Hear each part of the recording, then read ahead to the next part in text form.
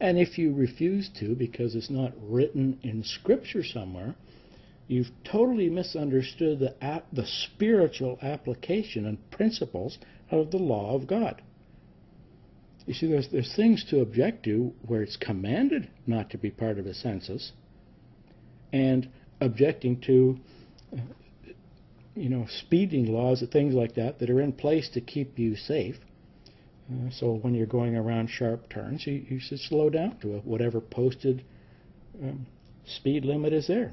And you're fulfilling the law of God when you're doing that, because you're fulfilling the principle, even though you're following perhaps some city or state ordinance. So I think we all understand that. Now, the New Testament provides a correct understanding and a practical application which we will use to seal the law. Isaiah 8:16-20. Bind up the testimony, seal the law among my disciples. I will wait for Jehovah, who is hiding his face from the house of Jacob. I will even look eagerly for him. Behold, I and the children whom Jehovah has given me are for signs and wonders in Israel from Jehovah of hosts, Jehovah Sabaoth. So that's the host of all of the physical world, all of the Adamic beings, and all of the spiritual beings as well, the spiritual dimension, who dwells on Mount Zion. And when they say to you, consult the mediums and spiritists who whisper and mutter, should not a people consult their God? Joshua got in a bit of trouble by not asking for God when he was lied to and conned by the Gershonites, I believe it was. And these Gershonites who lied, they should have been exterminated as people who are in the promised land, Canaanites. But because Joshua didn't ask Jehovah, said, yes, okay, you can be cutters of wood and carriers of water, an individual 900 years later was still alive in Jerusalem at the time of Christ. Amazing. He said, to his disciples, you go into the city, you'll see a man carrying water. Ask him, where we're going to be keeping the Passover. So you see, carrying water was women's work. Men generally didn't do it, but slaves did.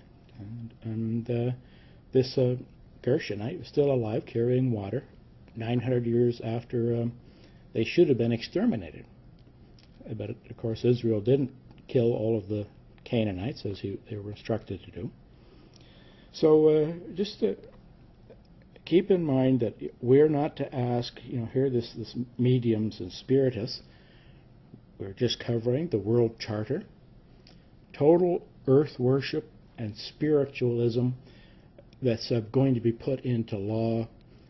It's being initiated by people who believe that the earth is evolving.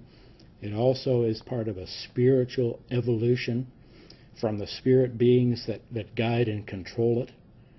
Well, that's true. But their goal is to destroy it and destroy what God has, the Almighty has in mind.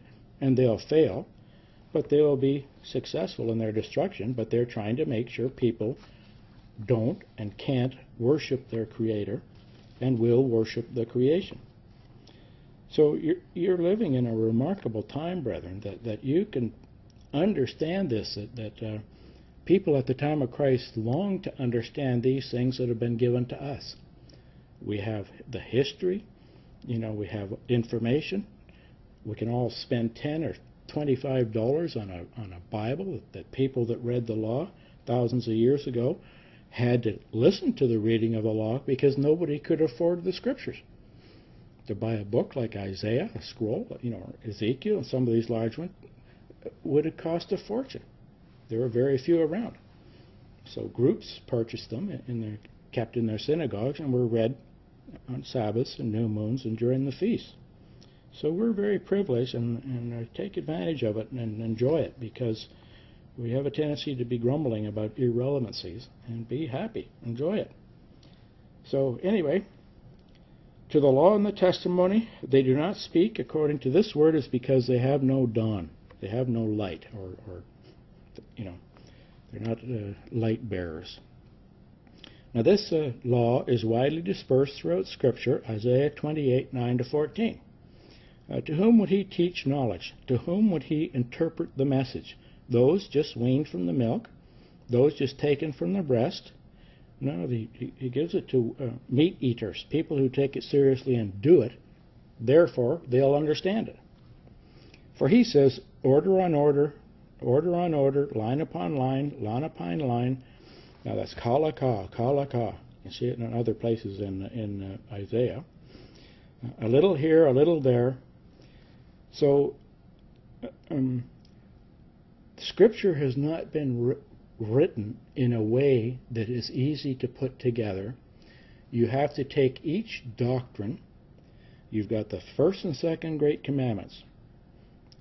All the other laws flow from them. The first 4 of the 10 to the first grade, the 6 of the 10 to the second grade, and all of the rest of the law of God for administering planet Earth flows out from each sections of those.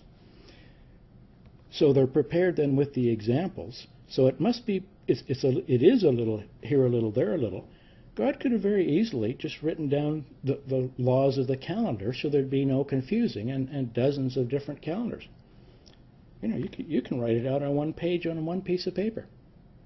When the year starts, when the day starts, you know, all this. Instead, it's a little here, a little there. It's not stated clearly even when the Sabbath is. If you were put on a desert island somewhere and were given a Bible, you didn't know what day of the week it was. There's no possible way you can find out when to keep the Sabbath. It's not in Scripture, which seems remarkable because our mind wouldn't prepare, you know, a document like that. But we have it from the Creator, who's done it for His reasons. We're a little bit told that it's partly done so people that are not called to the resurrection in the first, they'll have to wait till the second, can't understand it. And often it's difficult for some of us to understand properly.